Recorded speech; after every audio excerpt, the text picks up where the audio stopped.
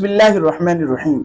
जानवर को ज़िबा कैसे किया जाए, इस सिलसिले में जो शरीयत उसूल बतलाया वो ये है कि हलक यानी ये जो ठोड़ी है इसके नीचे और जो सीना इसके ऊपर दरमियान में एक सांस की रग होती है और उसके साथ दो रगें और होती हैं। उन रगों को काटना, इससे सारा नजस खून निकल जाता है।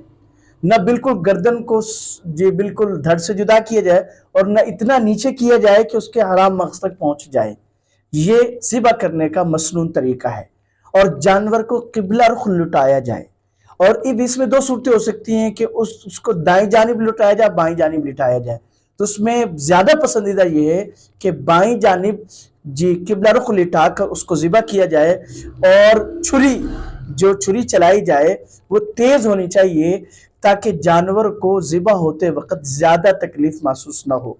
एक दफ़ा फिर दोहरा देता हूँ कि 3 रगें काटनी हैं जी, और जिस हुल्कूम सांस की रग और उसके साथ 2 रगें होती हैं, उन 2 रगों को काटना, 3 रगों को, और चौथी रग भी ज़रूरी नहीं है लेकिन इन 3 रगों को काटना काफ़ी होगा।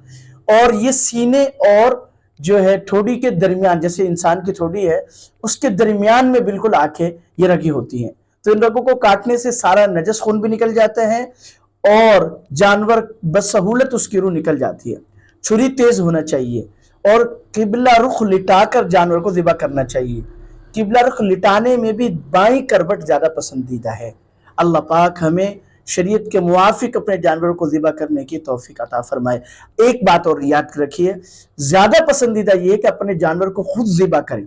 अगर खुद ज़िबा नहीं अच्छी तरीके से नहीं जानते फिर किसी और से करवाया जाए, क्योंकि जनाब नबी करीम सल्लल्लाहु अलैहि वसल्लम ने भी खुद अपने दस्ते अक़दस से जानवरों को ज़िबा किए। अल्लाह पाक हमें शरीयत के अहकामात को समझने की तौफीक अता फरमाए।